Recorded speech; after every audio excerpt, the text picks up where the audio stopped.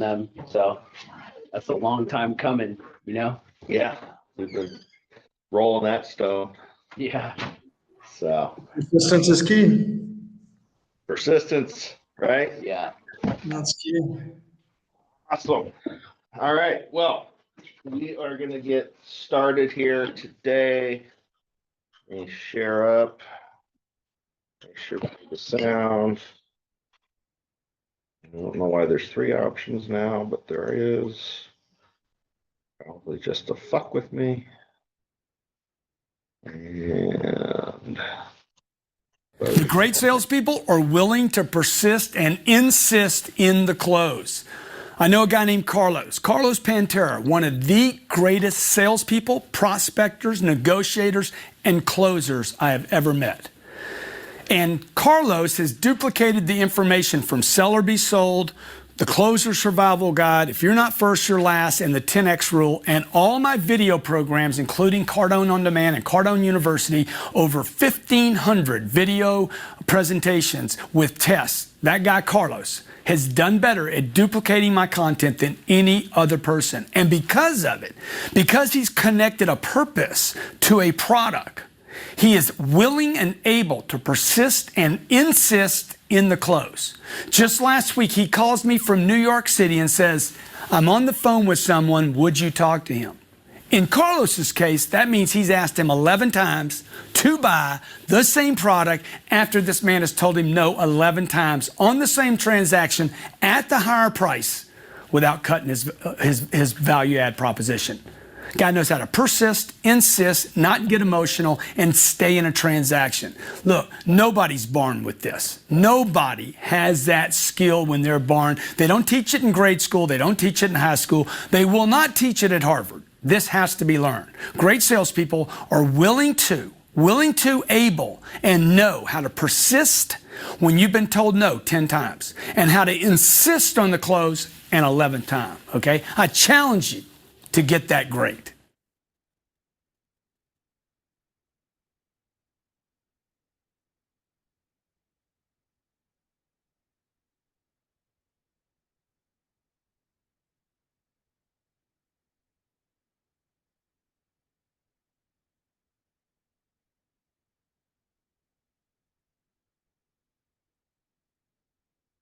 Great salespeople never lower their targets.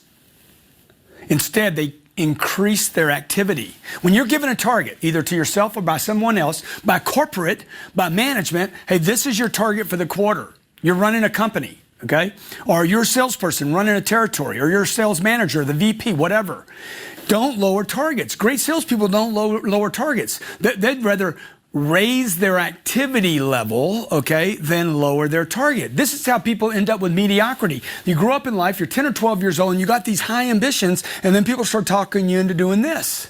Okay, good. Okay, so now you're going to meet this, and you're still going to be dissatisfied, right? Because your original target was way up here. Great people, great salespeople, great managers, great leaders don't lower targets. They would rather keep the target up here or even raise it, okay?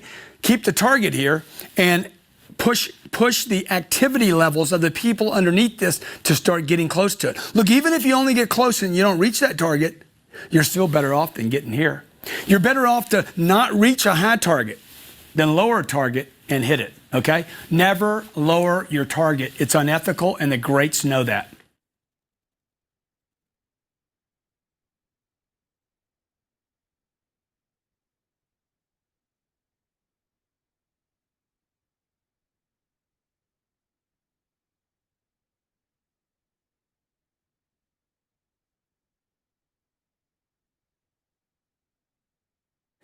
Great salespeople know the difference between selling and negotiating and closing. Look, these are completely different arts. You know, average and good salespeople don't know the difference. They blend the two together. They're like, oh yeah, selling, closing, negotiating, these are all the same thing. It's one art. No, it's not. It's completely different. Just because you can use a hammer doesn't mean you can use a drill.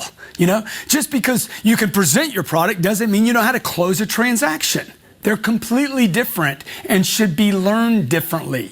Great salespeople want to study the 2 sciences and maybe the 3, selling, negotiating, and closing. They're different things. Negotiating is not closing. It's making sense of something. Selling is, showing the product, a service, the proposition, why it's valuable. Negotiating is coming to an agreement on it, not discounting it. Negotiating doesn't mean I lower it. It means we agree on something. And closing is different than those 2.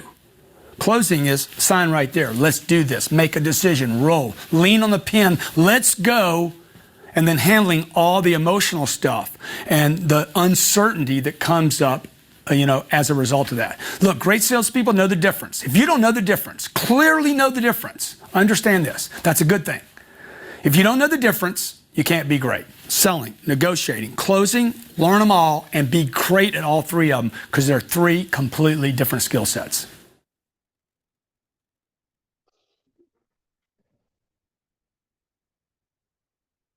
Bam. All right. So don't lower your targets. Know the difference between selling, negotiating, and closing. Persist and insist. A little out of order on my presentation.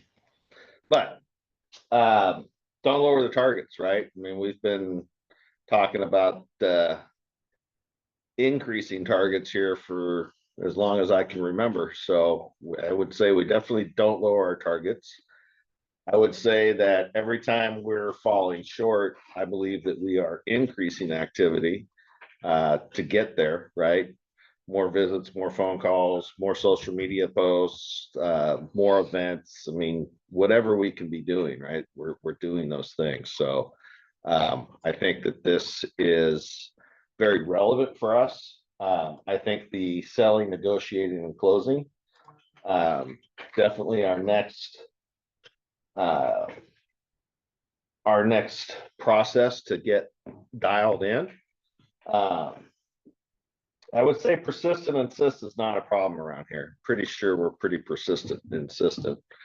But we could always be more, I suppose. Well, except for maybe following dudes home. That's a little weird, but so definitely think that we are on the right track. One of the things that I wanted to kind of hit here while I got everybody in the room. Tell you what, Masood, why don't you talk about where we're at with estimates right now this week while I figure out where my presentation is. Sure. So yesterday we got more elementary school out, and so good start to the week. We got the Ross pickleball courts going out tomorrow, and followed by the Buchanan self-storage in South San Francisco going out on the 19th. Is that a different Buchanan or So rebid. the rebid? Okay. Yeah. After that, we got Santa Clara Square. Actually, both of those are going to be bidding. Both of those are on the 19th. That's followed by 907 Davis. That's going out on the 23rd. We got 2 on the 23rd and 3 on the 24th. So 907 Davis, UC Davis building demo.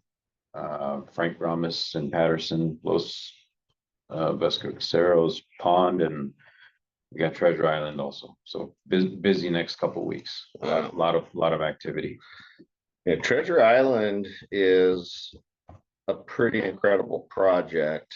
And if I'm not mistaken, there's like a 40% DVE SB requirement on that job. Like it's huge. So it's with WebCore. We haven't done any work with WebCore yet, but we have developed a relationship with their outreach team. They've been to almost every event that we've attended. So relationships are important. Just kind of a reminder that all came about by partnering with Fagbo joining them for their events and then participating with them. So, you never really know where these different relationships are going to take you, people you meet. So it's always good to just be open-minded to where the possibilities may go. I think what I want to do right now, Aaron, do you got anything on the operations side? I know we got Cypress coming up. I'm kind of trying to finish buying out Roner Park, Walmart. Tracy, the Locust was not approved, then it might be approved again. So we've been going back and forth on that one. Calabasas under review, comments incoming from NGO and Santa Clara Valley Water. Arroyo's on hold. I checked in with Kip at Los Altos, and he said we should know something later this week on the fire turnaround lane. And Santa Clara Walmart, I know it's not operations, but he has his call, the PM for Bogart has his call on Monday. So we're going to check in on Wednesday and next week and see where we're at. But I submitted the 4th revision yesterday. More revision. Yep. Awesome. That's what I got right now. See, another one too is Chona Court. I did drop by there on Saturday, got some photos. So Masood, could you put that kind of somewhere near the top of our list? Sure. It's a really small job. I think really the only thing I need to see on that is the soils report, and we can put a number to it. Yeah, and there's then that leach field with a little bit of a thing. Yeah. All right, cool. All right, so I'm gonna share this presentation that I put together for the team. So far, I think the only one who hasn't seen it is Michael. Aaron and I have been through it. Masood, Aaron and I have been through it. At this point, you're the only one who has not been through it. So we will. Yeah, I'd love to see it. Going on that. I do have a question. When would you like to start the meetings with Julio Lopez, the new point of contact? With who now? With Julio Lopez, the new point of contact at the spot. You and Allison take that ball and run with it. I'm not going to be on those meetings. So. Okay, gotcha. All right, so I'll coordinate. So.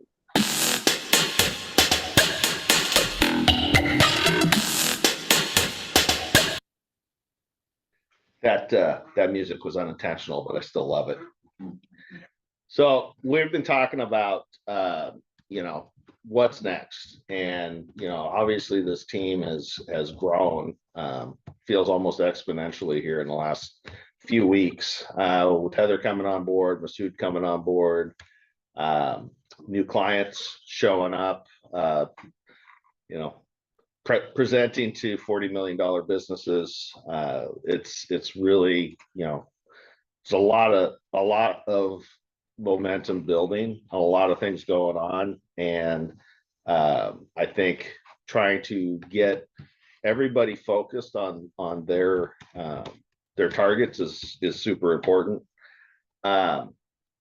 This is just a real high level snapshot of where we're at to date. We have about 3.2 million right now in our backlog. This 525 is what it costs us to operate, just on overhead, just salaries and benefits. This doesn't count all of our costs. This is just our people costs. This is what it costs us. Right now, our people cost is about $10,000 a week. We've got $490,000 in our overhead budget in the work we have on the books right now. So today, if we weren't to pick up any other jobs between now and the end of the year, we've got almost a year's worth of budget here. So we're really sitting well in this position. Our cash burn right now, we're at about $35,000 a week. So that is $1.8 million that we will burn in the next 52 weeks. Right now, our cash expected is about 829. So again, we're good for 6 months, which is not bad, but obviously I want to see this number go positive. Our margins right now are sitting at about 14%. So we're right in our range of 15% profit and overhead on our work. So just kind of looking at our estimating schedule. So this is a couple weeks ago, we were at just about 51 million. So we were estimating on average 2.2 million a week. Out of that 50 million, we landed $2 million worth of work. So we're at about 4% on our dollars. Operations, the top number is our accrued number. So this is the amount of work we billed for since the beginning of the year. The bottom number is the cash that came in since the beginning of the year. So we've been burning our work at about $70,000 a week. Our margin or our profit and overhead on that work has been at about 18%, which is good. That's solid. That's over our target. On a cash basis, we've pulled in about $1 million, 45,000 a week. Should probably quit touching stuff so it doesn't blur the screen. This ain't that bad. All right. So our profit and overhead on a cash basis, we're sitting at about 16%. So again, we're doing pretty good. Now for our remaining to complete, this is where we start getting into our targets. So for us to hit our target this year, we need to do about $8 million in volume. We have 3 sitting on the books. We're going to need another 4 to come in and build this year to get to our target of 8 million. On the estimating side, what that means is we need to crank up from 2 million a week to 6 million a week so we can bid another $172 million worth of work, land 8% of that so that we have $13 million added in our backlog by the end of the year. So that out of that 13 million, about 5 of it will be for this year, and the rest of it is going into next year so we can continue to grow our upward trajectory. So Machado has a big number to hit, right? This is a big goal. This is triple what we've been doing. But we did that 50 million with really leaning on Jared, so we've got Machado now. So I expect that this number is much more realistic than it might look. So that is on the estimating side where we're going. On our construction side, we need to get our burn up to $245,000 a week. And that is going to be a tall order. But if Machado does his job, puts this work in front of us, I'm convinced that we can get here and we can make our goal by the end of the year. So that is what's going on just from a bid and build view of what South Bay Grading's doing this year. This was kind of just a quick hit of what that looks like to get to that 175 million. Now we've been bidding at about $35,000 per man hour. I think that number is going to continue to move up. We'll probably be at 50 here real soon, and maybe we even get to 60, 70,000 a man hour going forward. So Masood's targets He's updating the bid schedule weekly. He's looking to secure us $13 million in new projects. He's managing the client estimating services. We'll be talking budget reviews on, where the dollars for estimating are going and where we're seeing the best results, so we can hone in on what it is that's paying us the best. And then, of course, his job now is to continue building on estimating team. Aaron's target, $8 million, $250,000 a week. We've got document control to get under, to get squared away. Our project management and support, procurement of materials, cost tracking, billing, change orders. I mean, there's a lot on Aaron's plate. So I expect that our next investment is going to be in a project engineer. I see that as being our next big key to making this thing happen. Otherwise, I'm going to break Aaron. I want to break him, at least, not all the way. Our project partners. I mean, this isn't even all of them. These are the guys that we've been out doing work with. We obviously Mills been a big deal for us.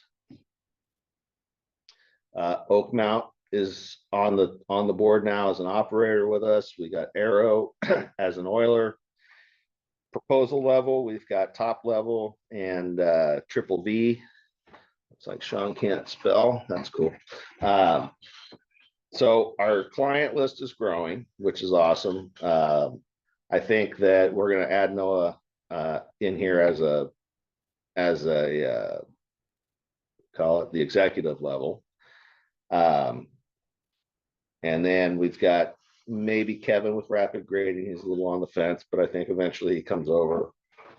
And then we got Machado, they're the $40 million target that, we'd love to get them on the program, get them in here. So we're continuing to work with them. Again, this all comes back to us building a team. And, if you would have looked at this 2 years ago, it was just these two dudes right here. And, we had this vision, we had this dream, and it's happening. So we're just going to keep pushing. Michael, dudes in an Excel spreadsheet. Yeah, two dudes in Excel. So Michael, this is really where I'm putting this on you. Right now we got one executive, two operators, an oiler, and a couple of proposals. And this actually really is 1.5 operators because what's his name? Granite Northwest still hasn't jumped in. So our revenues look something like this, right? It's about $300,000. These are the goals, right? Aaron and I have both independently came up with this idea that if we got 10 on this level this year, we'd be looking good. And then if we can get another 10 between the oiler and the proposal, that puts some money in our pocket, and that gets us to almost $2 million in reoccurring revenue just on subscriptions. And just to touch on that a little more, I think, Michael, you probably already know this, but the oiler and the proposal are like our primers for operator executive. Like, we really want to be getting them up into those bigger programs, because the oiler and the proposal clients seem to take a lot more energy than the other guys. So yeah, if we can be, obviously always thinking about the upsell or the progression of things. Right. Yeah. And the other Sorry, go ahead. Yeah, the other thing too that we thought about yesterday is we may want to start treating the oiler and proposal as like expiring offers. Like, hey, you know what? We only have room for 2 more of these this month, or so that it doesn't become so that when we're dealing with the lower level pay, the lower level guys, it's kind of like, hey, you're either in or you're out. Like, we're not going to spend hours trying to get a guy to sign a $1,500 deal, right? So just, I want to think about repositioning the sell on that to make it more of a, hey, look, we're already overbooked. We really only have room for 2 more this month. So, if you want to get in, you better get in now. We're not even sure we're going to do these next month. Yeah, because there's a level of commitment that these guys should expect that they have to put into this for it to work. Like, it's not like, buying an iPhone and you just like, it just turns on and you're going. You're going to have to engage with our estimating team, and we have to kind of get to know each other and understand their bidding strategies and their tendencies and stuff like that. So it's kind of a collaborative effort, no matter where they jump in, Yeah, and as Hermosi says, your lowest paying clients are your hardest clients to please. Yeah. So, but that all said, for you, what it means is, these goals here equate to about $150,000 in commissions. So we got to get these, we got to hit these goals. It's critical for us to generate this $1.8 million to pay for what we're doing here and give us powder in the keg to do the next thing, because we don't know what the next thing is yet, right? So all that said, why did I say if? All that said, the goal is, it wasn't so, huh? yeah, so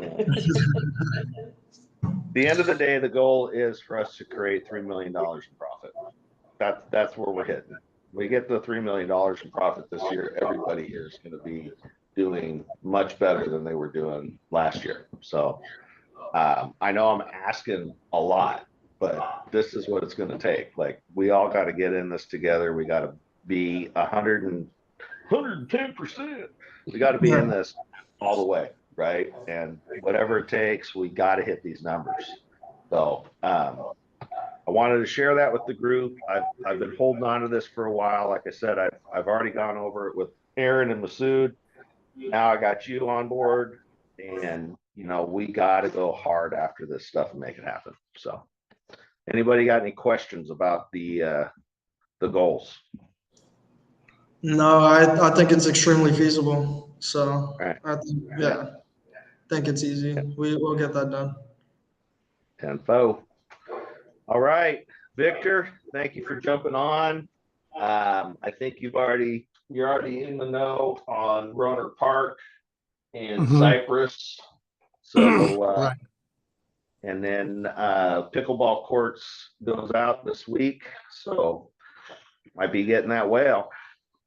Yeah, I'm gonna jump on a call later on today with Masood about that one, and also about Arroyo, kind of get a little feedback on that. So I think between Aaron and Masood, I'm probably gonna be exchanging emails from now on to make time for phone calls.